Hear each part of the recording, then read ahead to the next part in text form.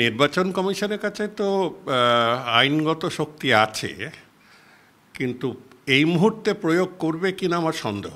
Election commission তার কিছু বাড়াবাড়ি করতে গিয়ে এই যেভাবে চারিদিক থেকে আক্রান্ত হচ্ছে, অনেকখানি নিজের দোষেই। আইনগত তার কাছে ক্ষমতা থাকলেও হট করে যদি কিছু আরও রূঢ় পদক্ষেপ নেয় বা আইনগতই বানলাম পদক্ষেপ নেয়, তারা কিন্তু আরও সমস্যায় জড়িয়ে পড়বে। হট করে কাউকে সাসপেন্ড করার আগে অ্যাপয়েন্টিং অথরিটি মানে রাজ্য সরকার, তার একটা ব্যক্তিগত তার একটা মৌলিক অধিকার থাকে যে যে কর্মচারীর বিরুদ্ধে এসব চার্জ তুলেছে তাদের কথাটা একবার শুনে নিতে।